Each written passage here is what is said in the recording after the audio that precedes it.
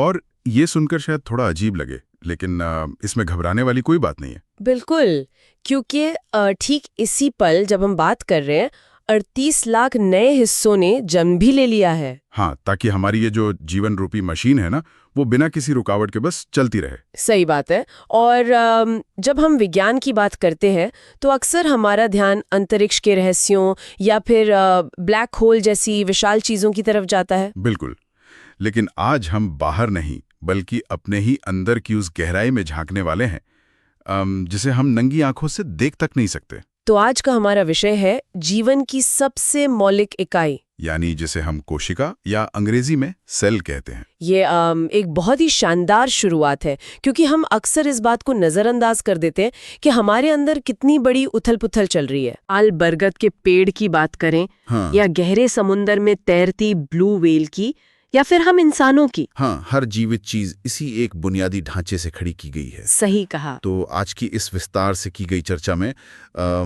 हमने जो शोध खंगाले हैं उनमें जीव विज्ञान के कई प्रामाणिक ऐतिहासिक लेख शामिल हैं। हाँ, और कुछ शुरुआती वैज्ञानिकों के नोट्स, हाँ। और माइक्रोस्कोप से लिए गए बेहद दिलचस्प आरेख भी हैं। बिल्कुल। और हमारा मिशन ये समझना है कि कैसे 17वीं सदी में लगभग अनजाने में खोजा गया एक छोटा कमरा हर सजीव के शरीर का सबसे महत्वपूर्ण राज साबित हुआ। और साथ ही ये भी कि हमारे शरीर के अंदर मौजूद ये तंत्र हर सेकंड काम कैसे करता है। ठीक है, आइए इसे थोड़ा विस्तार से समझते हैं। तो इस पूरी कहानी की गहराई को समझने के लिए ना हमें उस दौर में जाना होगा जब विज्ञान आज की तरह आधुनिक नहीं था। मतलब हम 1665 के आसपास की बात कर रहे हैं। बिल्कुल, 1665। उस समय तक इंसानी शरीर कैसे काम करता है या बीमारियां कैसे फैलती हैं, इस बारे में बहुत सी भ्रांतियां थीं। हाँ, क्योंकि हमारे पास उन सूक्ष्म चीजों को देखने की तकनीक ही नहीं थी। सही बात है। उस समय कांच को तराशने और लेंस बनाने की कला अपनी बिल्कुल शुरुआती अवस्था में थी। मतलब जब तक हमारे पास देखने के लिए सही उपकरण नहीं थे, तब तक हम जीवन के इस गहराई तक पहुंच ही नहीं सकते थे। हाँ, एकदम सही। तो स्रोतों में जिस वैज्ञानिक का सबसे पहले जिक्र आता है वो है रॉबर्ट हुक। हुक ने 1665 में ऐसा क्या किया था? तो हुक ने असल में अपना खुद का एक प्राथमिक माइक्रोस्कोप बनाया था। अच्छा, खुद का? हाँ। अगर हम आज के लेंस और माइक्रोस्कोप से उसकी तुलना करें ना, तो वो बहुत ही साधारण सा उपकरण था। मतलब बस कुछ लेंस एक नली में लगे हुए थे? बिल्कुल। तो हुक ने एक प्रयोग किया। उन्होंने पेड़ की छाल, जिसे हम कॉर्क कहते हैं, उसका एक बहुत ही पतला टुकड़ा काटा। हाँ, कॉर्क का टुकड़ा। और उसे अपने उस उपकरण के नीचे रखा। उनका मकसद सिर्फ उस कॉर्क की बनावट को समझना था। मुझे लगता है कि ये इतिहास का वो पल था जब इंसान ने पहली बार जीवन के पिक्सेल्स दिखे थे। पिक्सल? वो कैसे? मतलब जैसे अगर हम कंप्यूटर स्क्रीन पर किसी डिजिटल फोटो को बहुत ज्यादा जूम इन करते जाएं, हाँ। तो एक समय ऐसा आता है जब पूरी तस्वीर गायब हो जाती है और हमें सिर्फ छोटे छोटे चौकोर डिब्बे या पिक्सल दिखने लगते हैं, है ना? अरे वाह, ये तुलना बहुत सटीक बैठती है। हुक को भी उस कॉर्क के टुकड़े में शायद जीवन के वही पिक्सल दिखे थे। बिल्कुल। हुक को उस कॉर्क में ना मधुमक्खियों के छत्ते जैसी संरचना दिखाई दी थी। छोटे छोटे और एक जैसे आकार के अनगिनत खाली डिब्बे। और चूंकि वे डिब्बे उन्हें यूरोपीय मठों में रहने वाले सन्यासियों के छोटे और साधारण कमरों की याद दिला रहे थे। हाँ, इसीलिए उन्होंने अपनी किताब में इन डिब्बों को लैटिन भाषा का एक शब्द दिया, सेल, जिसका लैटिन में अर्थ ही छोटा कमरा होता है। सही कहा। ये बात आज भी हैरान करती है कि 1665 में गढ़ा गया वो शब्द आज भी जीव विज्ञान की बुनियाद है। छोटा कमरा, नाम तो बहुत सोच समझ कर रखा गया था, लेकिन यहाँ एक बहुत बड़ी पहेली नजर आती है मुझे। वो क्या? देखिए, कॉर्क तो असल में पेड़ का मृत हिस्सा होता है।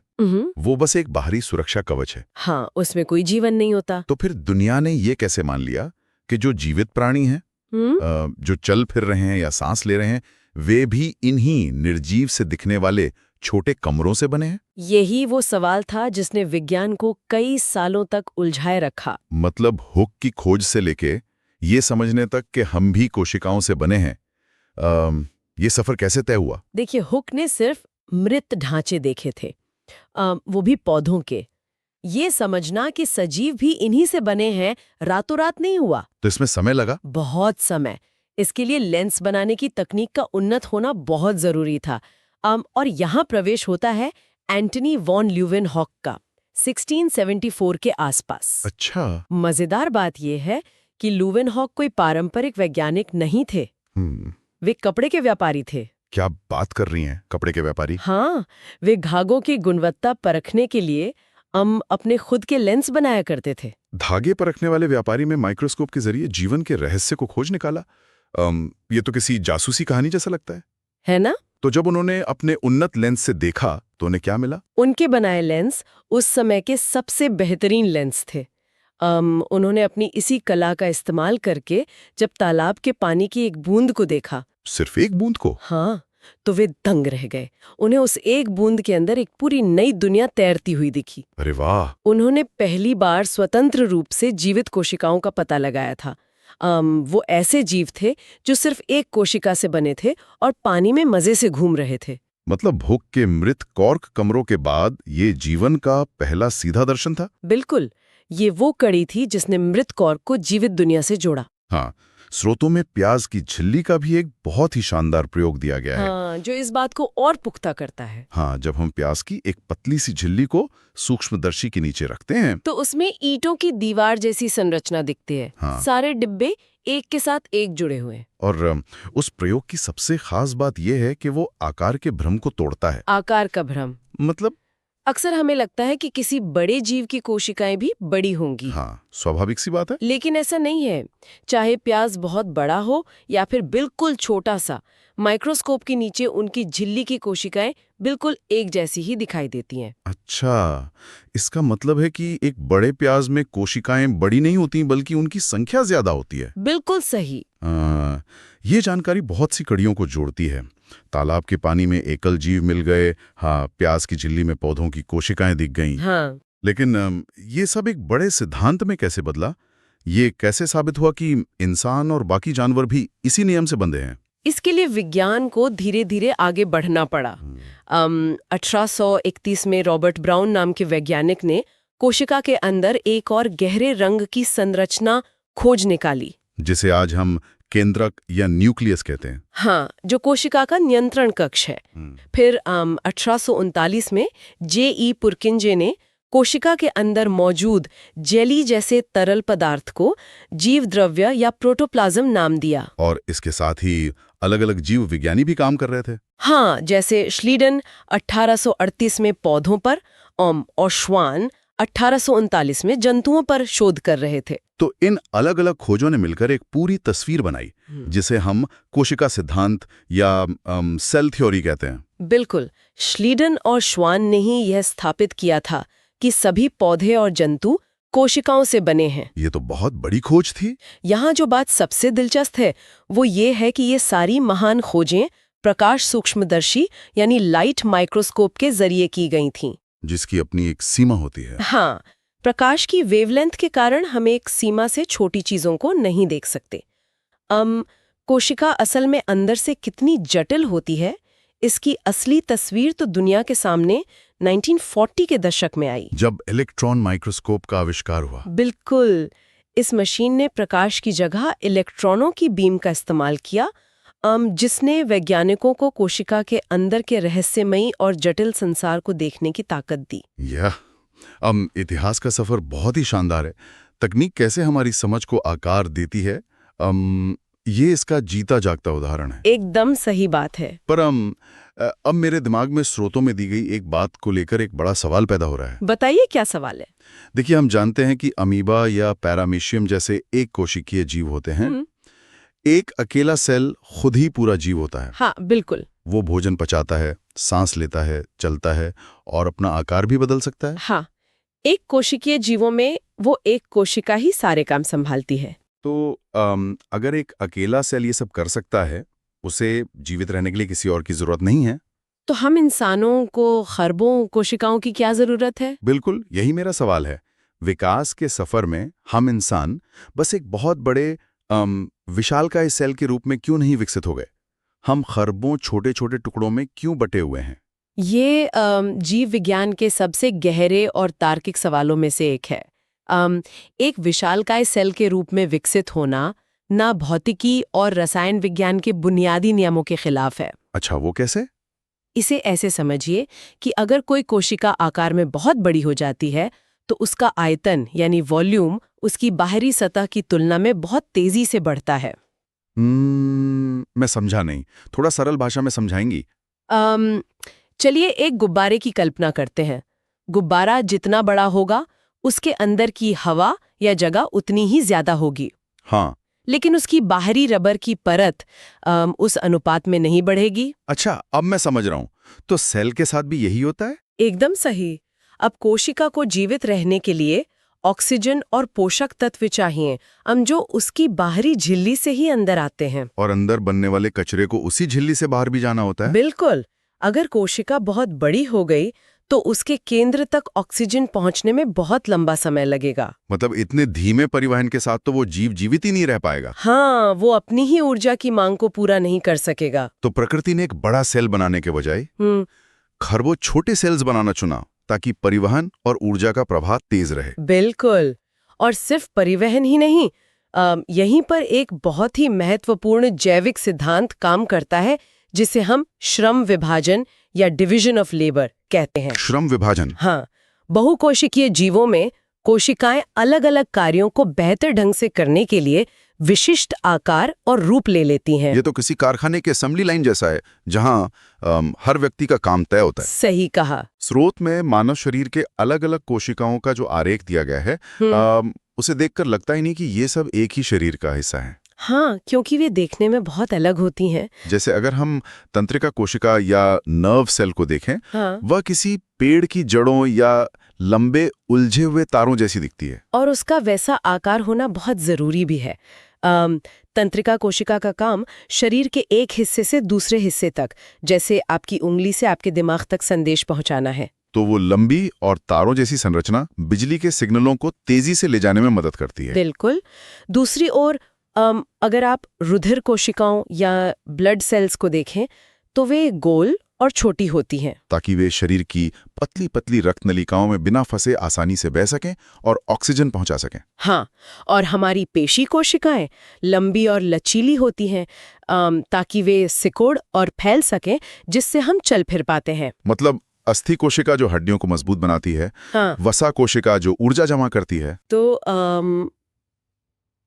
हम अक्सर सोचते हैं ना कि ये जो विशाल कारखाने हैं या इतनी जटिल मशीनें हैं, स्वचालित प्रणालियां हैं, ये सब इंसानों का ही आविष्कार है। हाँ, बिल्कुल ऐसा ही लगता है। लेकिन सच बताऊं तो दुनिया की सबसे परिष्कृत, अचूक और कभी न रुकने वाली फैक्ट्री इस वक्त हमारे शरीर के अंदर चल रही है, और वो भी एक या दो नहीं बल्कि अरबों खरबों की संख्या में। जी, बिल्कुल सही कहा आपने। तो आज के इस गहरे अध्ययन में सबसे पहले तो स्वागत है अपने परिवार सिलेक्शन पाठशाला में।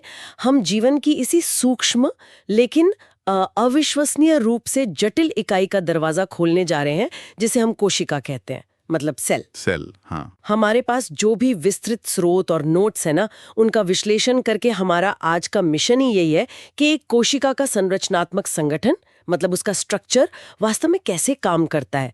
हम केवल ऊपरी बातें नहीं करेंगे, बल्कि प्लाज्मा झिल्ली, केंद्रक और कोशिका द्रव्य की बिल्कुल गहराई में जाकर देखेंगे। ये विचार ही अपने आप में बहुत शक्तिशाली है कि जिसे हम जीवन की बुनियादी ईंट कहते हैं, वो कोई बेजान ईंट या पत्थर नहीं है। हाँ, बिल्कुल नहीं। ये एक बेहद जीवंत, गतिशील और मतलब बुद्धिमत्ता से भरी हुई प्रणाली है। अगर हम बहुत उन्नत माइक्रोस्कोप के जरिए देखें तो लगभग हर जीवित कोशिका में ये 3 मुख्य गुण, बाहरी झिल्ली, अंदरूनी केंद्रक और उनके बीच का वो तरल, हमेशा उस प्रणाली को चलाते हुए नजर आते हैं। एकदम सही। आज की हमारी इस चर्चा का मुख्य उद्देश्य ही ये समझना है कि कोशिका बाहरी पर्यावरण के झटकों को कैसे सहती है, अपने अंदरूनी यातायात को कैसे कंट्रोल करती है, और सबसे महत्वपूर्ण बात, इस पूरी व्यवस्था का संचालन किस भौतिक और रासायनिक नियंत्रण कक्ष से होता है। ठीक है, आइए से समझते हैं। अगर हम इस पूरी सूक्ष्म व्यवस्था को एक अत्यंत सुरक्षित किले की तरह देखें ना, तो सबसे पहला सामना उस किले की बाहरी दीवार से होता है, प्लाज्मा झिल्ली, जिसे कोशिका झिल्ली भी कहते हैं। जी। लेकिन यहाँ जो चीज मुझे सबसे ज्यादा हैरान करती है वो ये है कि ये कोई ईंट और गारे की बेजान दीवार नहीं है। मतलब ये एक बाउंसर या किसी देश के सबसे मुस्तैद बॉर्डर सिक्योरिटी गार्ड की तरह है। बिल्कुल एक सिक्योरिटी गार्ड। हाँ, जो लगातार ये तय कर रहा है कि कौन किले के अंदर आएगा और कौन बाहर जाएगा। विज्ञान इसे वर्णात्मक पारगम्य झिल्ली कहता है, मतलब सिलेक्टिवली परमिएबल मेम्ब्रेन। मेरी समझ से ये केवल एक साधारण छलनी या जाली नहीं हो सकती, क्योंकि एक छलनी तो सिर्फ आकार के हिसाब से चीजों को छांटती है ना। हाँ, छलनी का काम तो बस बड़े टुकड़ों को रोकना है। बिल्कुल, लेकिन ये झिल्ली तो आकार के साथ साथ ये भी पहचान रही है कि कोशिका को किस चीज की जरूरत है। यहाँ जो सबसे रोचक बात है वो ये है कि इस झिल्ली का काम सिर्फ घुसपैठियों को रोकना नहीं है, बल्कि कोशिका के भीतर के एक अत्यंत नाजुक रासायनिक संतुलन को बनाए रखना है। संतुलन बनाए रखना। जी, अगर हम इसके काम करने के तरीके की भौतिकी को समझे ना, तो ये एक बहुत ही पतली और लचीली परत होती है। अगर ये झिल्ली हर उस चीज को अंदर आने दे जो बाहर मौजूद है, तो कोशिका तो तुरंत बाहरी वातावरण के जहरीले रसायनों से भर जाएगी। हाँ, वो तो बहुत खतरनाक होगा। बिल्कुल। और अगर ये सुरक्षा के नाम पर खुद को पूरी तरह सील कर ले, मतलब सारे दरवाजे बंद कर ले, तो ना तो ऊर्जा बनाने के लिए कच्चा माल अंदर आ पाएगा और ना ही अंदर बनने वाला कचरा बाहर जा पाएगा। मतलब दम घुट जाएगा उसका। एकदम सही। ये झिल्ली एक स्मार्ट फिल्टर की तरह कोशिका के भीतर के उस शांत और स्थिर वातावरण को बचाती है, जिसे बाहरी दुनिया की उथल-पुथल से बिल्कुल अछूता रहना चाहिए। इसका सीधा सा मतलब ये हुआ कि ये बाउंसर बहुत ही एक्टिव और समझदार है। लेकिन अगर ये इतना ही सख्त है, तो सवाल ये उठता है कि जो चीजें वाकई जरूरी हैं, वो इसे पार कैसे करती है? ये एक बहुत अच्छा सवाल है। जैसे मान लीजिए कोशिका लगातार काम कर रही है और उसके अंदर कार्बन डाइऑक्साइड मतलब CO2 जैसी गैस बन रही है। अब ये तो अपशिष्ट पदार्थ है, वेस्ट है। जी, वेस्ट। इसे बाहर निकालना बहुत जरूरी है। तो क्या ये झिल्ली खुद उस गैस को पकड़कर बाहर फेंकती है या इसके पीछे कोई और वैज्ञानिक प्रक्रिया काम कर रही है? नहीं, इसके पीछे कोई यांत्रिक हाथ काम नहीं कर रहा है। ये विशुद्ध भौतिकी और सांद्रता यानी कॉन्सेंट्रेशन का एक बहुत ही शानदार खेल है। जब हम गैसों की आवाजाही की बात करते हैं ना, तो यहाँ विसरण यानी डिफ्यूजन का नियम लागू होता है। डिफ्यूजन, अच्छा। हाँ, इसे हम ऐसे समझ सकते हैं कि प्रकृति में अणु हमेशा लगातार गति करते लेते हैं, आपस में टकराते रहते हैं। तो जब कोशिका के अंदर CO2 बहुत ज्यादा जमा हो जाती है, मतलब उसकी सांद्रता अंदर बहुत अधिक हो जाती है और बाहर के वातावरण में CO2 कम होती है, तो ये भीड़-भाड़ उन गैस के अणुओं पर एक दबाव बनाती है। ओह, तो गैस के अणु उस दबाव से बचने के लिए या यूं कहें कि उस भीड़-भाड़ वाले इलाके से निकलने के लिए खुद ब खुद उस तरफ भागते हैं जहां खाली जगह ज्यादा है। बिल्कुल, एकदम सटीक था आपने। ये तो एक बहुत ही तार्किक और प्राकृतिक व्यवस्था है। ऑक्सीजन मतलब O2 के साथ भी ठीक ऐसे ही होता होगा। कोशिका ने अपनी ऑक्सीजन खर्च कर दी, अंदर ऑक्सीजन कम हो गई और बाहर ऑक्सीजन ज्यादा है। तो विसरण के इसी नियम के कारण बाहर से ऑक्सीजन के अणु प्लाज्मा झिल्ली को पार करके अंदर घुस आते हैं। हाँ, विसरण ऐसे ही काम करता है। लेकिन गैसों के लिए तो ये ठीक है, वे छोटी और हल्की होती हैं। मुझे ये सोचने में थोड़ी उलझन होती है कि पानी जैसे भारी तरल पदार्थ इस बाउंसर को कैसे पार करते हैं। हमारे जो नोट्स हैं उनमें परासरण या ऑस्मोसिस का जिक्र है। क्या ये विसरण से कुछ अलग है? इससे एक बहुत ही महत्वपूर्ण सवाल खड़ा होता है। परासरण वास्तव में विसरण का ही एक विशेष रूप है, लेकिन ये थोड़ा अधिक जटिल इसलिए है क्योंकि पानी की गति इस बात से तय होती है कि उसमें घुला हुआ क्या है। घुला हुआ क्या है? मतलब देखिए, हम जानते हैं कि वो झिल्ली वर्णात्मक है। मान लीजिए बाहर बहुत सारा नमक या चीनी है जो झिल्ली को पार नहीं कर सकता, तो सांद्रता को बराबर करने के लिए उन ठोस पदार्थों के बजाय पानी खुद उस झिल्ली के आर पार बहने लगता है। पानी हमेशा उस तरफ बहने की कोशिश करता है जहां उसे घोलने के लिए ठोस चीजें ज्यादा हों। अच्छा, अगर मैं इसे एक बिल्कुल व्यावहारिक स्थिति में रख कर देखूं, मान लेते हैं कि हमने एक कोशिका को बिल्कुल शुद्ध डिस्टिल्ड पानी में डाल दिया। ठीक है। इसे विज्ञान में शायद अल्पा परासरण दाबी विलयन या हाइपोटोनिक सॉल्यूशन कहते हैं। अब बाहर पानी ही पानी है, उसमें कुछ भी घुला हुआ नहीं है।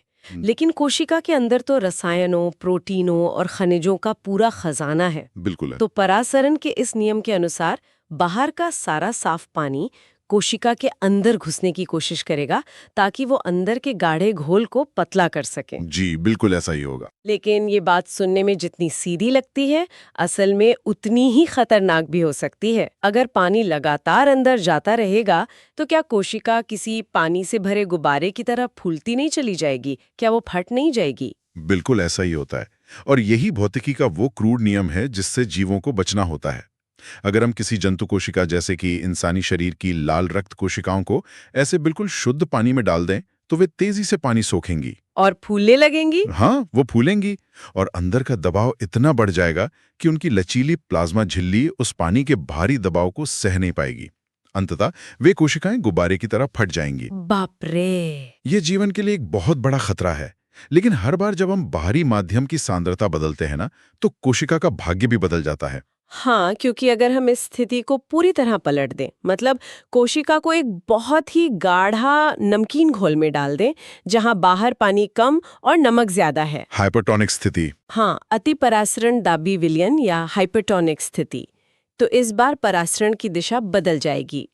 कोशिका के अंदर का पानी बाहर के गाढ़े घोल को पतला करने के लिए बाहर की तरफ भागने लगेगा। बिल्कुल भागने लगेगा। नतीजा ये होगा कि कोशिका एकदम सिकुड़कर एक सूखी हुई किशमिश जैसी हो जाएगी, उसका सारा रस निकल जाएगा। एकदम सही। और इन दोनों चरम स्थितियों के बीच एक तीसरी स्थिति भी होती है, समपरासरी विलयन या आइसोटोनिक स्थिति। इसमें कोशिका के अंदर और बाहर पानी की सांद्रता बिल्कुल बराबर होती है। तो क्या इसमें पानी रुक जाता है? नहीं, इसका मतलब ये नहीं है कि पानी आर पार नहीं जा रहा है। पानी जा रहा है, लेकिन जितनी मात्रा में वो अंदर जा रहा है, ठीक उतनी मात्रा में वो बाहर भी आ रहा है।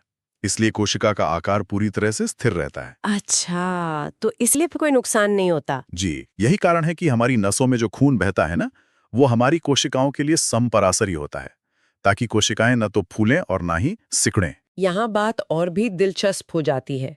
हमने जंतु कोशिकाओं की बात की, जो शुद्ध पानी में गुब्बारे की तरह फूल कर फट सकती हैं। हाँ, लेकिन अगर ऐसा है, तो जरा पेड़ों के बारे में सोचिए। बारिश के मौसम में जब लगातार कई दिनों तक तेज बारिश होती है, तो पेड़ पौधों की जड़ें और उनकी कोशिकाएं तो शुद्ध पानी के संपर्क में आ जाती है ना। बिल्कुल आ जाती हैं। इस तर्क के हिसाब से तो पूरे के पूरे पेड़ को ही फट जाना चाहिए। यहीं पर हमारे अध्ययन में कोशिका भित्ति यानी सेल वॉल का प्रवेश होता है। हमारे स्रोतों के अनुसार प्रकृति ने पौधों की प्लाज्मा झिल्ली के बाहर सेल्यूलोज के एक अतिरिक्त बेहद सख्त परत बना दी है। अगर हम इसे एक बड़ी तस्वीर से जोड़कर देखें, तो ये कोशिका भित्ति पौधों के लिए एक अनिवार्य विकासवादी रणनीति है। मतलब एक इवोल्यूशनरी जरूरत है। वो कैसे? देखिए, पौधे अपनी जगह से हिल नहीं सकते। वे जानवरों की तरह बारिश, बाढ़ या सूखे से बचकर किसी सुरक्षित जगह पर जाकर नहीं छुप सकते। उन्हें मौसम की हर चरम स्थिति का सामना उसी एक जगह पर खड़े रहकर करना पड़ता है। हाँ, ये तो है। ये सेल्यूलोज की भित्ति ही उन्हें वो यांत्रिक मजबूती देती है जिससे वे बहुत अधिक तनु मतलब डाइल्यूट बाहरी माध्यमों को भी बिना फटे बर्दाश्त कर लेते हैं। मैं इसे एक बहुत ही यांत्रिक एनालॉजी से समझना चाहूंगी। ये मुझे बिल्कुल एक प्रेशर कुकर की तरह लगता है। अंदर की प्लाज्मा झिल्ली उस कुकर की रबर वाली गैस्केट की तरह है, जो लचीली है और फैलना चाहती है। वाह, ये बहुत बढ़िया एनालॉजी है। और ये कोशिका भित्ति उस कुकर का धातु वाला बाहरी आवरण है। जब परासरण के कारण पानी कोशिका के अंदर जाता है और झिल्ली फूलने लगती है, तो वो झिल्ली इस सख्त भित्ति पर बाहर की ओर भारी दबाव डालती है। जी बिल्कुल। लेकिन ये भित्ति इतनी मजबूत होती है कि वो उतनी ही ताकत से कोशिका को अंदर की ओर धकेलती है। दोनों तरफ के इस भारी दबाव के संतुलन के कारण ही कोशिका बिना फटे एकदम तनी हुई रहती है और शायद इसी तने हुएपन के कारण ही पौधे सीधे खड़े रह पाते हैं। सटीकता से स्पष्ट करती है। और जब पौधे इसके विपरीत स्थिति का सामना करते हैं, यानी जब बहुत भयंकर सूखा पड़ता है और वे पानी खोने लगते हैं, तो एक और अजीबोगरीब घटना होती है जिसे जीव द्रव्य कुंचन या प्लाज्मोलाइसिस कहते हैं। प्लाज्मोलाइसिस? हाँ, जब कोशिका अतिपराशरण दाबी विलयन में होती है और उसका पानी बाहर निकलने लगता है, तो वो बाहर की सख्त दीवार कोशिका भित्ति तो अपनी जगह वैसी ही खड़ी रहती है, लेकिन कोशिका का सारा अंदरूनी तरल हिस्सा सिकुड़कर उस दीवार से अलग हो जाता है और केंद्र में जमा हो जाता है। ओहो, ये तो ऐसा है जैसे किसी मजबूत तंबू के अंदर के सारे खंबे गिर जाएं और तंबू अंदर से सिकुड़ जाए लेकिन उसका बाहरी लोहे का ढांचा वैसे का वैसा ही खड़ा रहे। बिल्कुल ऐसा ही। लेकिन प्रकृति सिर्फ सख्त दीवारों तक सीमित नहीं है। इसके ठीक विपरीत एक और उदाहरण है जहां कोई दीवार न होना और सिर्फ लचीलापन होना ही सबसे बड़ा हथियार बन जाता है। आप अमीबा की बात कर रही हैं ना? जी हाँ, मेरा इशारा अमीबा की तरफ ही है। अमीबा एक कोशिकीय जीव है जिसमें इस सख्त कोशिका भित्ति का पूरी तरह अभाव होता है। इसकी प्लाज्मा झिल्ली इतनी लचीली होती है कि वो अपना आकार किसी भी दिशा में बदल सकती है। बिल्कुल। इसी लचीलेपन का फायदा उठाकर अमीबा बाहरी पर्यावरण से अपना भोजन सीधे निगल सकता है। वो अपने शिकार के चारों ओर अपनी झिल्ली को भौतिक रूप से लपेट लेता है और उसे अपने अंदर खींच लेता है। इस पूरी प्रक्रिया को एंडोसाइटोसिस कहते हैं। ये तरकीब ये साबित करती है कि कई बार कोई सख्त ढांचा न होना ही सबसे बड़ी ताकत होती है। ये विकास की सुंदरता है। दोनों ही जीवों ने अपनी अपनी जरूरतों के हिसाब से अपने बाहरी आवरण को अनुकूलित कर लिया है। पौधे को स्थिरता और सुरक्षा के लिए एक मजबूत कवच चाहिए था, जबकि अमीबा को अपना भोजन खोजने और शिकार करने के लिए गति और लचीलेपन की जरूरत थी। तो अब तक हमने इस माइक्रोस्कोपिक किले की दीवारों, झिल्लियों के दरवाजों, बाउंसर्स और प्रेशर कुकर जैसे मजबूत कवच की बात की। जी। हमने ये भी समझ लिया कि गैस और पानी जैसे पदार्थ अंदर कैसे आते हैं और कोशिका खुद को बाहरी झटकों से कैसे बचाती है। लेकिन एक बहुत बड़ा और मौलिक सवाल अभी भी बाकी है। इस पूरी जटिल और यांत्रिक व्यवस्था को निर्देशित कौन कर रहा है? इन सारे फैसलों के पीछे का दिमाग कौन है? हाँ, ये सबसे अहम हिस्सा है। इसे समझने के लिए हमें कोशिका के बिल्कुल मध्य में उसके सबसे सुरक्षित कंट्रोल रूम में जाना होगा। हमारे नोट्स इस जगह को केंद्रक या न्यूक्लियस कहते हैं। और ये कोई साधारण कमरा नहीं है।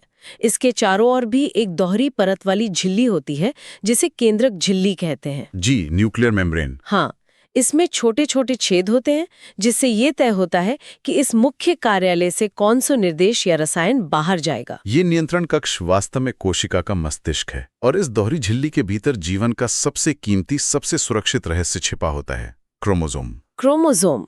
जी, ये क्रोमोसोम दो बहुत ही महत्वपूर्ण चीजों से बने होते हैं, डीएनए और प्रोटीन। जब हम डीएनए यानी डीऑक्सीराइबोन्यूक्लिक एसिड की बात करते हैं ना, तो हम केवल एक साधारण रसायन की बात नहीं कर रहे हैं। वो तो पूरे जीवन का ब्लूप्रिंट है। बिल्कुल, वो ब्लूप्रिंट है। कोशिका का आकार क्या होगा, वो कौन सा कार्य करेगी, वो कैसे विभाजित होगी, ये सारी जानकारी इस डीएनए में एक बहुत ही जटिल कोड के रूप में दर्ज होती है। और इस डीएनए के जो हिस्से वास्तव में क्रियात्मक होते हैं, जो किसी विशेष काम को करने का सीधा निर्देश देते हैं, उन्हें जीन कहते हैं। अनुवांशिक गुण इन्हीं के जरिए अगली पीढ़ी तक जाते हैं। तो इस सब का असल मतलब क्या है?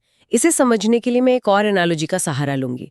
मान लीजिए कि कोशिका अपना सामान्य काम कर रही है और उसे अभी विभाजित नहीं होना है। ठीक है। ऐसे समय में ये डीएनए एक बहुत ही लंबे, खुले हुए क्रोमैटिन पदार्थ के रूप में रहता है। ये ऊन के एक बहुत बड़े, उलझे हुए गोले या धागों के बिखरे हुए जाल जैसा दिखता है। इसमें सारी जानकारी मौजूद है, लेकिन ये फैली हुई है ताकि कोशिका का तंत्र आसानी से उस जानकारी को पढ़ सके। जी।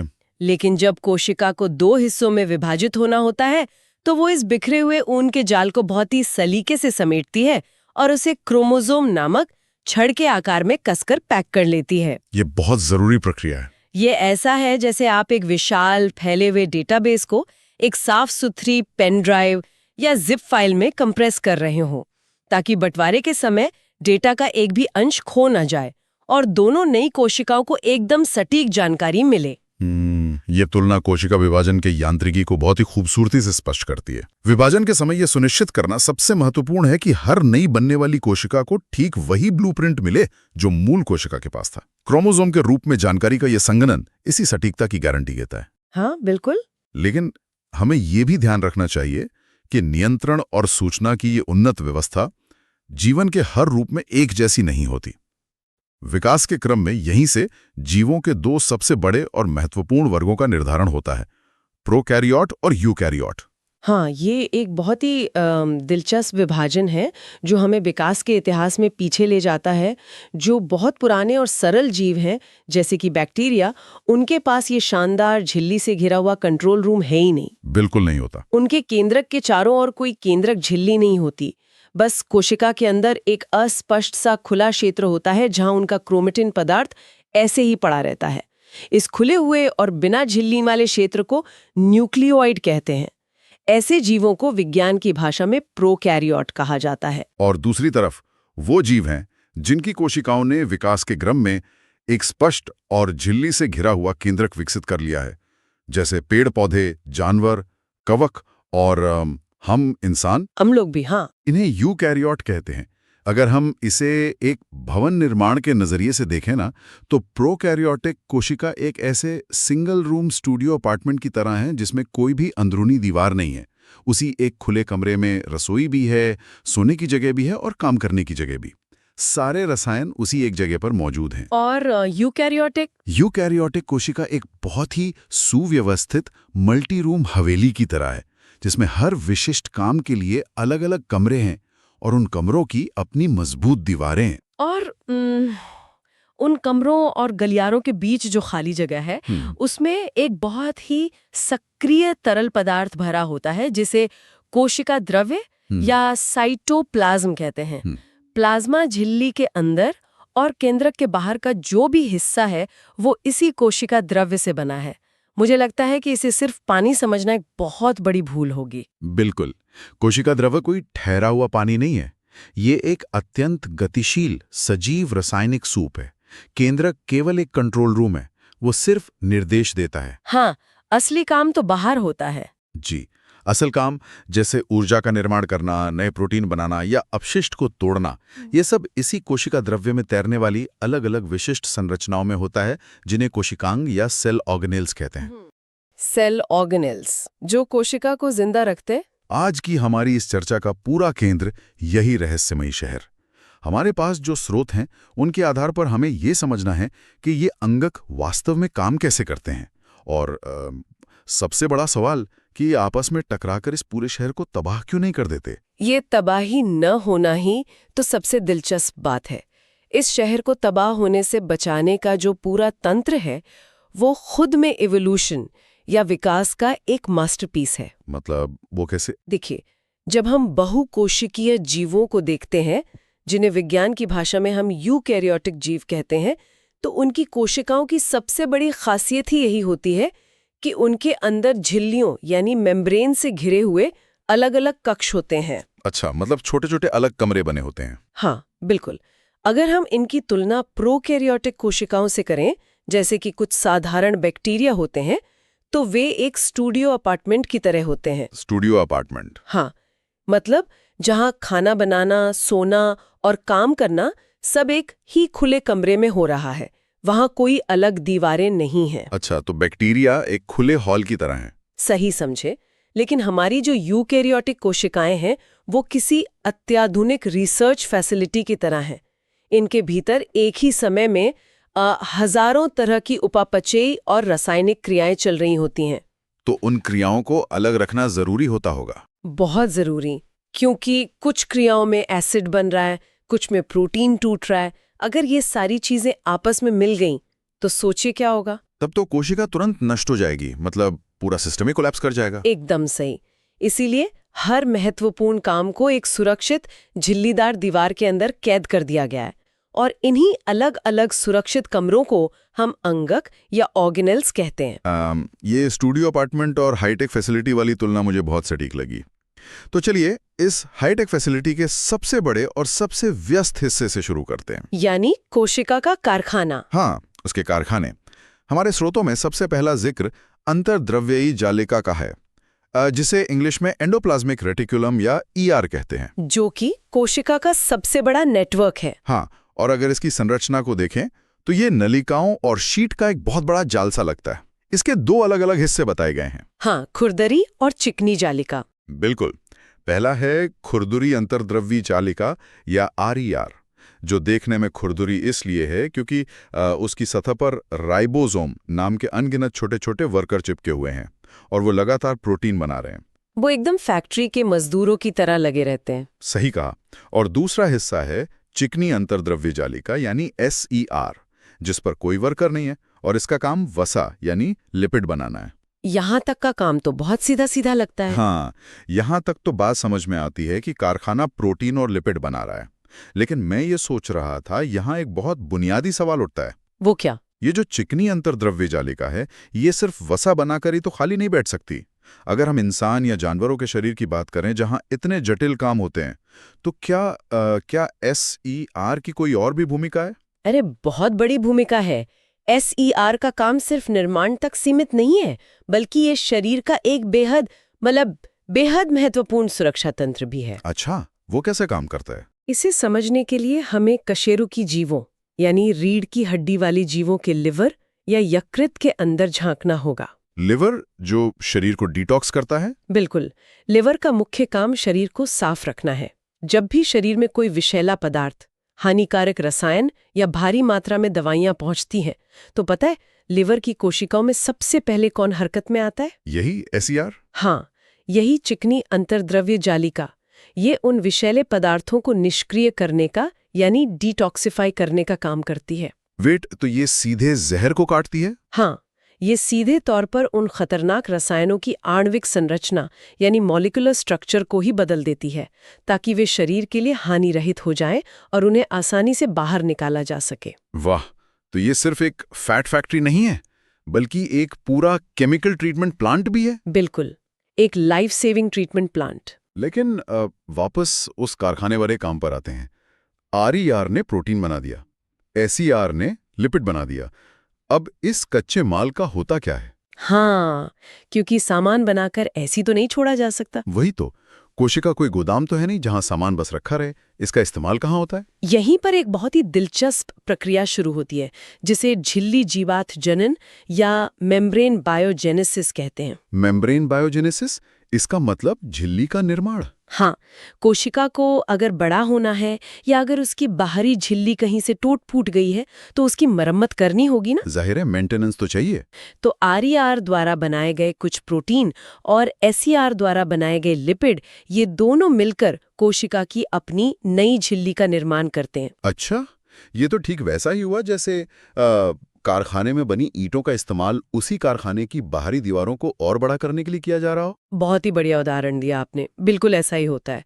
और जो प्रोटीन झिल्ली बनाने के काम नहीं आते हैं, वे एंजाइम या हार्मोन के रूप में काम करने लगते हैं। ये दीवारें बनाने वाली बात तो ठीक है, लेकिन मेरा मतलब है हर प्रोटीन या लिपिड का काम झिल्ली बनाना तो नहीं होता होगा ना? नहीं, बिल्कुल नहीं। बहुत सा माल ऐसा होगा जिसे कोशिका के दूसरे हिस्सों में या शायद कोशिका के बाहर भी भेजना होता होगा। और जहां तक मैं समझ पा रहा हूं स्रोतों से, अंतर्द्रवी जालिका खुद ये काम नहीं कर सकती। हाँ, वो सिर्फ बनाती है, भेजती नहीं है। यहीं पर गोल्जी उपकरण या गोल्जी अपैरेटस की एंट्री होती है ना? एकदम सही। गोल्जी उपकरण असल में इस पूरे शहर का पैकेजिंग और डिस्पैच सेंटर है। ये झिल्लीदार पुटिकाओं मतलब छोटी छोटी थैलियों का एक तंत्र है जो ER के ठीक पास मौजूद होता है। तो ER से जो माल निकलता है वो सीधा गोल्जी के पास जाता है? हाँ, ER में जो भी नया प्रोटीन या लिपिड बनता है वो छोटी छोटी थैलियों में पैक होकर गोल्जी उपकरण के पास पहुंचता है। मतलब ये कोशिका का पोस्ट ऑफिस है? पोस्ट ऑफिस से भी बढ़कर गोल्जी उपकरण का काम सिर्फ उस माल पर ठप्पा लगाकर आगे भेजना नहीं है, ये उसमें बदलाव भी करता है। बदलाव? किस तरह का बदलाव? उदाहरण के लिए अगर ER से कोई साधारण शक्कर आई है तो गोल्जी उपकरण रासायनिक प्रक्रियाओं के जरिए उसे जटिल शक्कर में बदल देता है। ओह, तो ये माल को मॉडिफाई भी करता है? हाँ, और उसके बाद ये तय करता है कि इस माल को कोशिका के अंदर कहाँ भेजना है या फिर कोशिका के बाहर स्रावित करना है। ये एक बेहद जटिल लॉजिस्टिक नेटवर्क है। और आपको पता है, इस गोल्जी उपकरण के काम करने का तरीका जितना दिलचस्प है ना, उससे कहीं ज्यादा हैरान करने वाली इसके खोजकर्ता की कहानी है। कैमिलो गोल्जी की कहानी? हाँ, स्रोतों में वैज्ञानिक कैमिलो गोल्जी के बारे में जो प्रसंग दिया है वो विज्ञान के इतिहास के सबसे अनोखे किस्सों में से एक है। बिल्कुल, उनकी कहानी तो बहुत प्रेरणादायक है। 1865 के आसपास जब उन्होंने इटली के पाविया के एक अस्पताल में काम शुरू किया था, तो उनके पास ये सब खोजने के लिए कोई शानदार हाईटेक प्रयोगशाला नहीं थी। आपको जानकर हैरानी होगी कि उनके पास प्रयोगशाला के नाम पर अस्पताल की एक छोटी सी रसोई थी। वेट, क्या? एक रसोई? हाँ, एक आम सी रसोई। उस दौर में सूक्ष्मदर्शी तो मौजूद थे, लेकिन कोशिकाओं के अंदर के बारीक हिस्सों को देखना लगभग असंभव था। खासकर तंत्रिका कोशिकाओं को। राइट। बिल्कुल, तंत्रिका कोशिकाएं पारदर्शी होती थीं, तो उन्हें माइक्रोस्कोप में देखना बहुत मुश्किल था। लेकिन उस रसोई में काम करते हुए कैमिलो गोल्जी ने एक अनोखा तरीका खोज निकाला। मैं पढ़ रहा था कि उन्होंने सिल्वर नाइट्रेट के एक घोल का इस्तेमाल किया था। हाँ, सिल्वर नाइट्रेट का तनु घोल, जिसे बाद में ब्लैक रिएक्शन का नाम दिया गया। मैं बस कल्पना कर रहा हूं कि एक अस्पताल की रसोई में कोई व्यक्ति रसायनों के साथ प्रयोग कर रहा है और अचानक उसे माइक्रोस्कोप के नीचे तंत्रिका कोशिकाओं का वो जटिल जाल एकदम काले रंग में रंगा हुआ दिखाई देता है। वो नज़ारा वाकई जादुई रहा होगा। बिल्कुल। सिल्वर नाइट्रेट ने उन कोशिकाओं की बेहद कोमल शाखाओं को रंग दिया था। ये एक ऐसी खोज थी जिसने न्यूरोलॉजी और कोशिका विज्ञान की पूरी दिशा ही बदल दी। और इसी जबरदस्त प्रयोग के कारण 1906 में उन्हें नोबेल पुरस्कार से भी नवाजा गया, जो कि पूरी तरह से डिजर्विंग था। यह प्रसंग इस बात का बहुत बड़ा प्रमाण है कि वैज्ञानिक खोजें सिर्फ महंगे उपकरणों से नहीं होती। हाँ, अवलोकन और जिद सबसे ज्यादा जरूरी हैं। और गोल्जी उपकरण का पता चलना सेल बायोलॉजी में एक बहुत बड़ा मील का पत्थर था। बिल्कुल। अच्छा, अब इस कारखाने और पैकेजिंग सेंटर की कार्यप्रणाली को देखने के बाद एक बहुत ही व्यावहारिक समस्या सामने आती है मेरे दिमाग में। कैसी समस्या? देखिए, अगर शहर में 24 घंटे निर्माण हो रहा है, टूट-फूट हो रही हैं, पुरानी मशीनें खराब हो रही हैं, तो जाहिर सी बात है कि भारी मात्रा में कचरा भी पैदा होगा। बहुत ज्यादा कचरा पैदा होता है। हाँ, अगर इस कचरे को हटाया नहीं गया तो पूरी कोशिका तो जाम हो जाएगी। और इसी कचरे को हटाने का काम करते हैं लाइजोसोम, जिन्हें कोशिका का अपशिष्ट निस्तारण तंत्र या वेस्ट डिस्पोजल सिस्टम कहा जाता है। हाँ, लाइजोसोम। लेकिन स्रोतों में इनके बारे में पढ़ते हुए मुझे एक बड़ा विरोधाभास नजर आया। एक बात मुझे खटक रही है। अच्छा, क्या बात? स्रोतों में लिखा है कि लाइजोसोम के अंदर बेहद शक्तिशाली पाचक एंजाइम होते हैं, जो उसी आरईआर द्वारा बनाए जाते हैं जिसकी हमने पहले बात की। हाँ, वे एंजाइम बहुत स्ट्रांग होते हैं, इतने ताकतवर कि वे किसी भी कार्बनिक पदार्थ को गलाकर नष्ट कर सकते हैं। तो मेरा सवाल ये है कि एक तरफ तो कोशिका झिल्लियां बनाकर चीजों को सुरक्षित रख रही है। सही बात है। एक बहुत बड़ा जोखिम नहीं है? आपकी ये चिंता बहुत जायज है, और वास्तव में ये कोशिका के लिए एक बहुत बड़ा जोखिम है। तो फिर वो ये जोखिम क्यों उठाती है? क्योंकि इसके बिना उसका गुजारा नहीं है। लाइसोसोम का मुख्य काम रक्षा करना और सफाई करना है। मान लीजिए कोशिका के बाहर से कोई बैक्टीरिया या वायरस अंदर घुसने की कोशिश करता है, या कोई पुराना अंग काम करना बंद कर दे। बिल्कुल, तो लाइसोसोम उन बाहरी तत्वों और खराब अंगों को अपने अंदर खींच लेता है। उसके अंदर मौजूद वे शक्तिशाली एंजाइम उस कचरे को छोटे छोटे टुकड़ों में तोड़ देते हैं, ताकि कोशिका अंदर से एकदम साफ रहे। हाँ, लेकिन जैसा कि आपने कहा, ये एक बम की तरह है। जब तक एंजाइम थैली के अंदर है तब तक सब कुछ ठीक है, और अगर वो थैली फट जाए तब? और यहीं पर इस पूरी प्रक्रिया का सबसे स्याह और दिलचस्प पहलू सामने आता है। ये जानबूझकर फटते हैं? हाँ, जब कोई कोशिका किसी बीमारी की वजह से बहुत ज्यादा क्षतिग्रस्त हो जाती है या उसकी चयापचय प्रक्रिया पूरी तरह से बिगड़ जाती है, जब उसे ठीक करना नामुमकिन हो जाता है। सही कहा। ऐसी स्थिति में एक खराब कोशिका पूरे शरीर के लिए खतरा बन सकती है।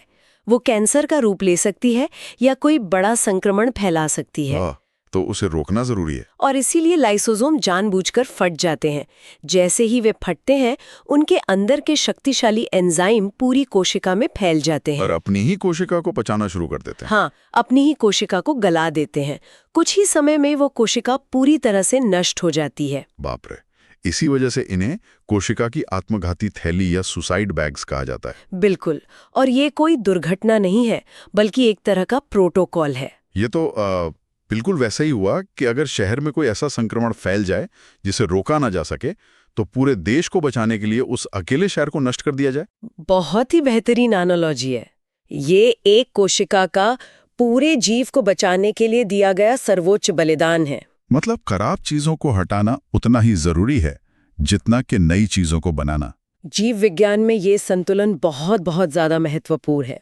अब तक की चर्चा में हमने देखा कि इस कोशिका शहर में कारखाने चल रहे हैं, माल की ढुलाई हो रही है और कचरा निस्तारण से लेकर आत्मघाती दस्तों तक की पूरी व्यवस्था है। पूरा एक इकोसिस्टम चल रहा है। लेकिन भौतिकी का एक बहुत ही बुनियादी नियम है कि कोई भी काम मुफ्त में नहीं होता। ऊर्जा तो चाहिए ही। बिल्कुल। प्रोटीन बनाने से लेकर कचरा नष्ट करने तक हर एक प्रक्रिया के लिए भारी मात्रा में ऊर्जा की आवश्यकता होती है। मैं यही सोच रहा था कि ये ऊर्जा आखिर आ कहां से रही है। और यही जिक्र आता है कोशिका के बिजली घर का, यानी माइटोकॉन्ड्रिया। स्रोत बताते हैं कि माइटोकॉन्ड्रिया कोशिका को ऊर्जा प्रदान करता है, लेकिन यहाँ स्रोतों में एक शब्द बार बार आता है, ATP। Adenosine triphosphate. हाँ, एटीपी। कहा जाता है कि माइटोकॉन्ड्रिया एटीपी के रूप में ऊर्जा देता है। लेकिन अगर एक सामान्य इंसान के नजरिए से समझें तो ये एटीपी आखिर है क्या चीज? काफी लोग इसमें कंफ्यूज होते हैं। क्या ये कोई बिजली की तरंग है या कोई तरल पदार्थ है? इसे समझने के लिए हमें ऊर्जा को एक करेंसी या मुद्रा की तरह देखना होगा, या फिर एक रिचार्जेबल बैटरी की तरह। बैटरी? हाँ, एटीपी असल में एक रासायनिक, यौगिक या केमिकल कंपाउंड है। जब माइटोकॉन्ड्रिया हमारे भोजन जैसे कि ग्लूकोज और ऑक्सीजन को मिलाता है तो उस रासायनिक प्रतिक्रिया से बहुत सारी ऊर्जा निकलती है। लेकिन वो ऊर्जा ऐसे ही तो इस्तेमाल नहीं हो सकती ना? बिल्कुल नहीं।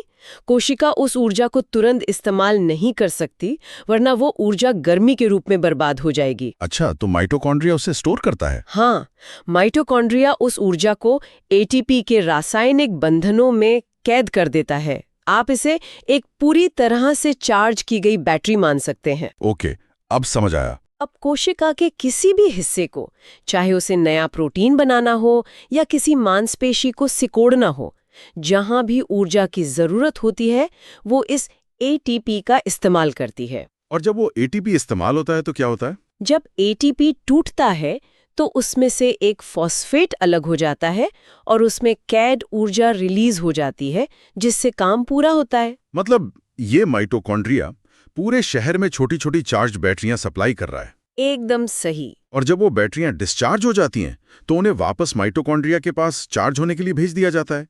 ये तो एक बहुत ही शानदार व्यवस्था है ना? प्रकृति का अपना पावर ग्रिड है ये। लेकिन एक मिनट, अगर मैं माइटोकॉन्ड्रिया की संरचना को देखूं तो मेरी ये शहर वाली पूरी एनालॉजी टूटती हुई नजर आती है। वो क्यों? ऐसा क्या देखा आपने? स्रोतों में बताया गया है कि माइटोकॉन्ड्रिया में 2 झिल्लियां होती हैं। बाहरी झिल्ली तो छिद्रित होती है, मतलब उसमें छोटे छोटे छेद होते हैं। हाँ, पोरस होती है। लेकिन भीतरी झिल्ली बहुत अधिक वलित यानी मुड़ी हुई होती है। हाँ, जिसे फोल्डेड मेम्ब्रेन कहते हैं। हाँ, चलिए, मुड़ी हुई झिल्ली का कारण तो मुझे समझ आता है। जितनी ज्यादा झिल्ली मुड़ी होगी उतना ही बड़ा सतह क्षेत्र मिलेगा। बिल्कुल, सरफेस एरिया बढ़ जाता है। और एटीपी बनाने वाली रासायनिक क्रियाओं के लिए उतनी ही ज्यादा जगह मिलेगी। ये तो बिल्कुल कारखाने में ज्यादा मशीनें लगाने के लिए असेंबली लाइन को घुमावदार बनाने जैसा है। एकदम सटीक तुलना है। फिर क्या खटक रहा है आपको? जो बात मुझे सबसे ज्यादा अजीब लग रही है वो ये है कि माइटोकॉन्ड्रिया के पास अपना खुद का डीएनए और अपने खुद के राइबोसोम्स होते हैं। हाँ, ये बहुत ही दिलचस्प पॉइंट है। मतलब ये कैसे संभव है? एक शहर के पावर प्लांट के पास अपना खुद का अलग संविधान या अपना खुद का ब्लूप्रिंट क्यों होगा? सामान्य तौर पर ऐसा नहीं होता। वही तो, डीएनए तो कोशिका के मुख्य केंद्रक यानी न्यूक्लियस में होना चाहिए ना। ये तो ऐसा लग रहा है जैसे कोशिका के अंदर कोई भारी घुसपैठिया या एक पूरी तरह से अलग जीव बैठा हुआ है। आपकी ऑब्जर्वेशन एकदम पॉइंट पर है। ये जीव विज्ञान के सबसे गहरे रहस्यों में से एक की तरफ इशारा करती है। मतलब ये नॉर्मल नहीं है? बिल्कुल नहीं। माइटोकॉन्ड्रिया का अपना खुद का डीएनए और राइबोसोम होना उसे कोशिका के बाकी अंगकों से पूरी तरह अलग करता है। तो इसका मतलब क्या हुआ? इसका सीधा सा मतलब ये है कि माइटोकॉन्ड्रिया हर काम के लिए कोशिका के मुख्य केंद्रक पर निर्भर नहीं है। वो अपने काम आने वाले कुछ विशेष प्रोटीन और एंजाइम खुद ही बना सकता है। वेट, और वो खुद अपनी संख्या भी बढ़ा सकता है? हाँ, वो खुद को विभाजित करके अपनी संख्या भी बढ़ा सकता है। ये एक स्तर की स्वायत्तता या ऑटोनॉमी है जो कोशिका में किसी और अंग के पास नहीं है। ये तो सच में हैरान करने वाला है। और सुनिए, केवल माइटोकॉन्ड्रिया ही नहीं, अगर हम पादप कोशिकाओं यानी पौधों की कोशिकाओं की तरफ देखें तो वहां भी एक ऐसा ही अंगक पाया जाता है जिसे प्लास्टिड कहते हैं। प्लास्टिड? अच्छा, जो सिर्फ पौधों में होते हैं। हाँ, और इनके पास भी बिल्कुल माइटोकॉन्ड्रिया की तरह अपना खुद का डीएनए और अपने राइबोसोम्स होते हैं। प्लास्टिड, अगर हम पौधों की बात कर रहे हैं तो ये वही अंगक है ना जिन्हें हम पौधों का सोलर पैनल कह सकते हैं? हाँ, उनमें से एक प्रकार बिल्कुल सोलर पैनल की तरह ही काम करता है। स्रोतों में इनके कितने प्रकार बताए गए हैं? प्लास्टिड मुख्य रूप से 2 प्रकार के होते हैं।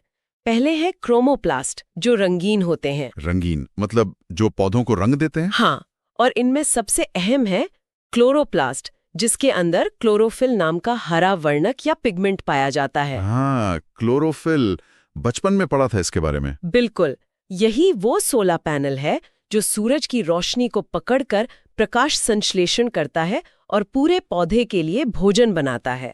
और दूसरे प्रकार के प्लास्टिड कौन से हैं? दूसरे प्रकार के प्लास्टिड होते हैं ल्यूकोप्लास्ट, जो श्वेत या रंगहीन होते हैं, मतलब कलरलेस। तो उनका क्या काम है अगर उनमें रंग नहीं है? इनका काम मुख्य रूप से भंडारण का होता है। पौधों की जड़ों या बीजों में ये ल्यूकोप्लास्ट स्टार्च, तेल और प्रोटीन को सुरक्षित जमा करके रखते हैं। तो एक सोलर पैनल हो गया और एक स्टोरेज साइलो हो गया। एकदम सही।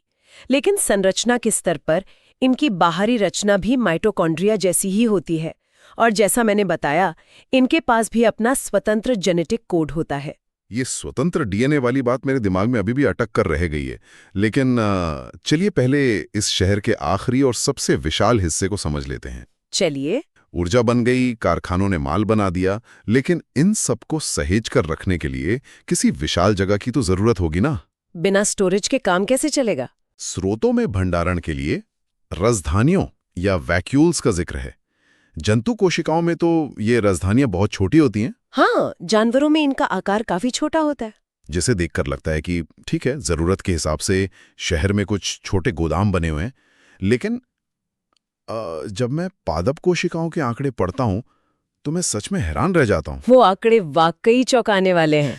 स्रोतों के अनुसार कुछ पौधों की कोशिकाओं में ये रसधानियां कोशिका के कुल आयतन का 50 से 90% तक हिस्सा घेर सकती हैं। हाँ, 50 से 90% तक। मतलब अगर किसी शहर का 90% हिस्सा सिर्फ एक पानी की टंकी या गोदाम हो, तो वो शहर कहाँ रहा? वो तो सिर्फ एक विशालकाय टैंक रह जाएगा जिसके किनारों पर कुछ लोग रह रहे हों। पौधों को इतनी विशालकाय गोदाम की आवश्यकता क्यों होती है? ये एक बहुत ही तार्किक सवाल है।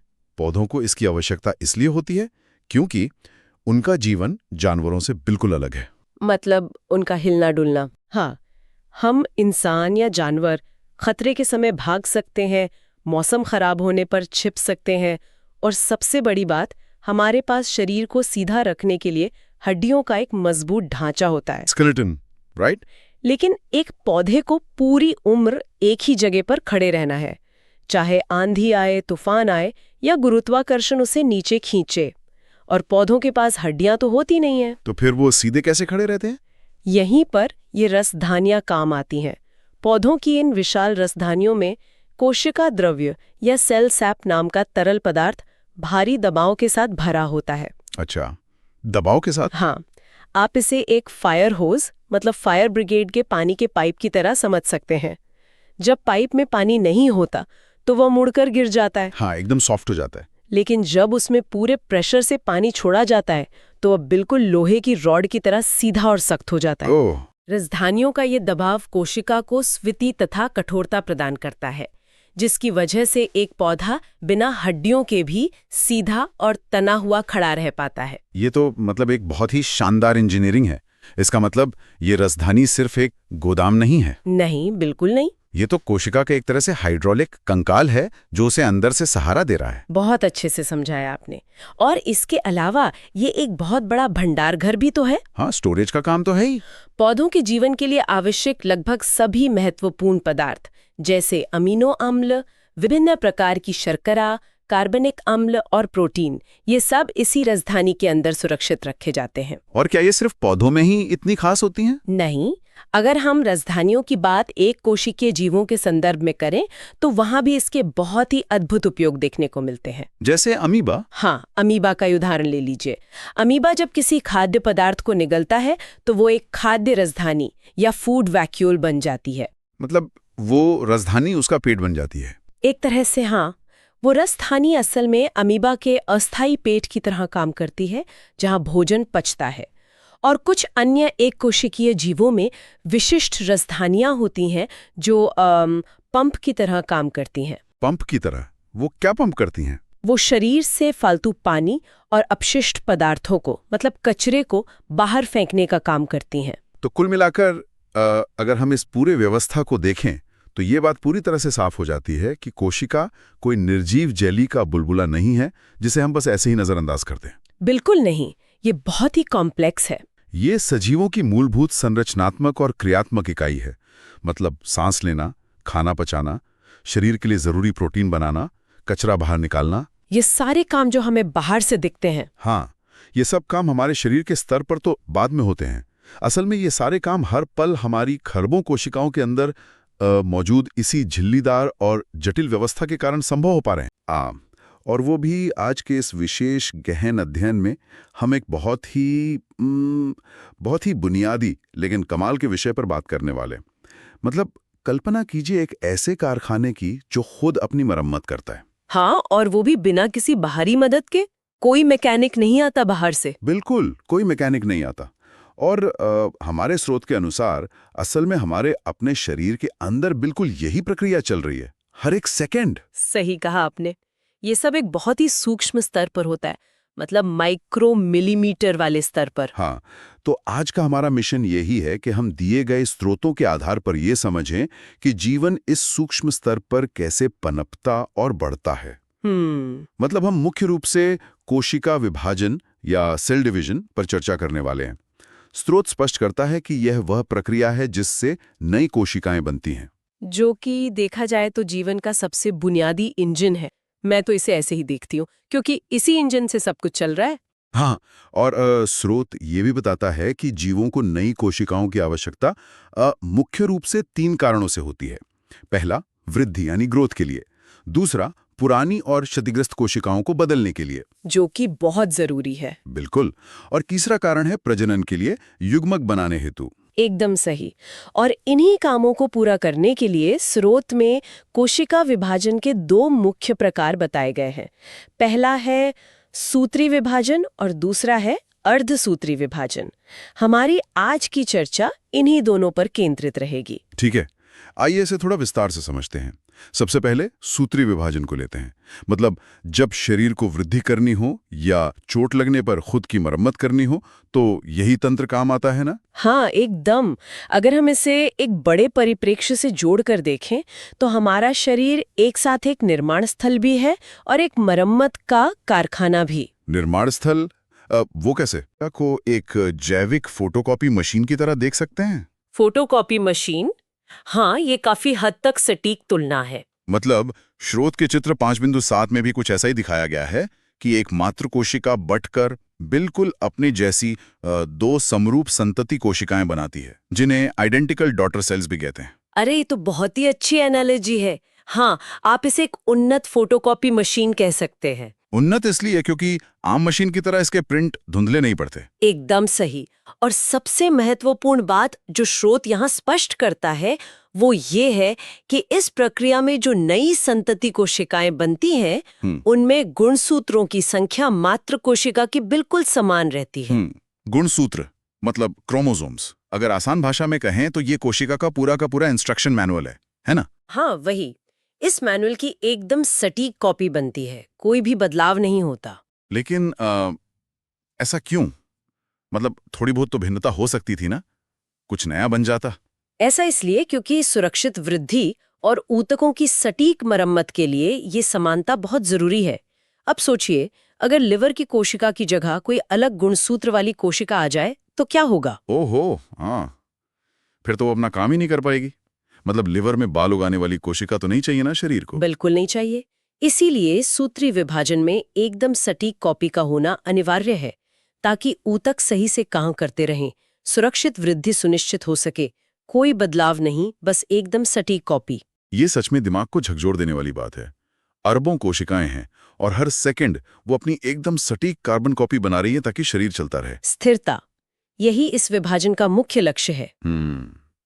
लेकिन यहाँ बात सच में बहुत दिलचस्प हो जाती है। कैसे? अगर सूत्री विभाजन से केवल फोटोकॉपी ही बन रही हैं, तो फिर पौधे और जंतु प्रजनन कैसे करते हैं?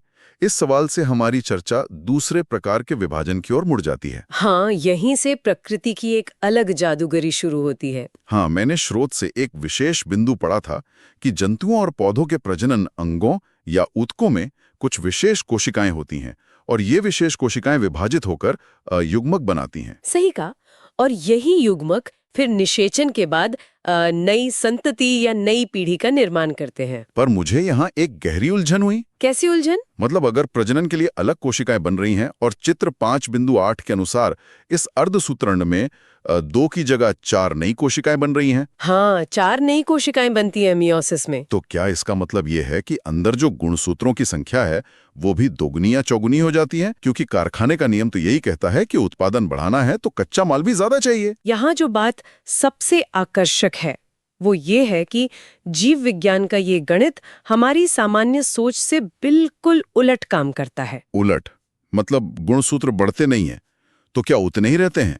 उतने भी नहीं रहते। अच्छा, इस अलग प्रकार के विभाजन में दरअसल क्रमशः 2 विभाजन होते हैं, जिससे एकमात्र कोशिका से 4 नई कोशिकाएं तो बन जाती हैं। ठीक है, 2 विभाजन हुए। लेकिन स्रोत का सबसे चौंकाने वाला तथ्य सामने ये आता है कि बढ़ने के बजाय इन नई कोशिकाओं में मात्र कोशिकाओं की तुलना में गुणसूत्रों की संख्या आधी हो जाती है। 1 सेकंड, आधी? ये कैसे संभव है? हाँ, आधी, हाफ। मतलब जिस इंस्ट्रक्शन मैनुअल को सूत्री विभाजन में शरीर 1% भी बदलने को तैयार नहीं था, यहाँ वो उस डेटा को सीधा आधा कर दे रहा है। एकदम सही समझे आप। जो 4 नई कोशिकाएं बनती हैं, उनमें मात्र कोशिका के मुकाबले गुणसूत्र सिर्फ आधे रह जाते हैं। लेकिन यार इसका तो कोई तुक ही नहीं बनता। क्यों नहीं बनता? मतलब एक पूरा नया जीव बनाने के लिए प्रकृति आधी जानकारी क्यों फेंक रही है? ये तो ऐसा हुआ कि आप नया घर बनाने जा रहे हैं और आर्किटेक्ट ने आपको नक्शे के आधे पन्ने ही दिए। ये कोई गलती नहीं है या जानकारी को फेंकना नहीं है। ये सच में जीव विज्ञान की सबसे बड़ी मास्टर स्ट्रोक रणनीतियों में से एक है। Master stroke? वो कैसे? क्योंकि सूत्री विभाजन में शरीर खुद की कॉपी बना रहा था, लेकिन यहाँ एक नया जीव बनाना है। ये एक अलग उद्देश्य है। तो इस सब का असल में क्या मतलब है? अगर हम इन दोनों विभाजनों को एक साथ रखकर देखें तो जीवन के संतुलन की कैसी तस्वीर उभरती है? एक बहुत ही अद्भुत तस्वीर। एक ऐसा संतुलन जो 2 बिल्कुल विपरीत नियमों पर सफलतापूर्वक काम कर रहा है। एकदम सही। मतलब एक तरफ शरीर को बनाए रखने और बढ़ाने के लिए हमारे पास समान गुणसूत्रों वाला सूत्री विभाजन है जो एकदम फोटोकॉपी करता है, और दूसरी तरफ नई पीढ़ी को जन्म देने के लिए आधे गुणसूत्रों वाला अर्धसूत्री विभाजन है जो जानबूझकर डेटा को आधा कर रहा है। हाँ, ये दोहरी व्यवस्था सच में अविश्वसनीय है। बिल्कुल। और इससे एक बहुत ही महत्वपूर्ण सवाल खड़ा होता है, एक ऐसा सवाल जिस पर स्रोत के अंत में भी जोर दिया गया है। हाँ, वो रहस्यमयी सवाल। बिल्कुल। क्या ये सोचा जा सकता है कि संतति कोशिकाओं में गुणसूत्रों की संख्या आधी क्यों हो गई है?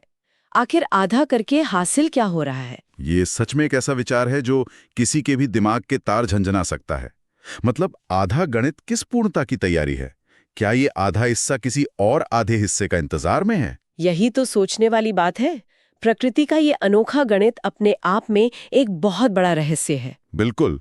और इसी गहरे और विचारणीय सवाल के साथ हम आज के इस गहन अध्ययन को यहीं रोकते हैं। सुनने वालों के लिए ये सोचने का एक बेहतरीन विषय है। हाँ, इस पर विचार जरूर किया जाना चाहिए। तो आज के लिए बस इतना ही। इस अद्भुत जैविक कारखाने के रहस्यों पर विचार करते रहिए।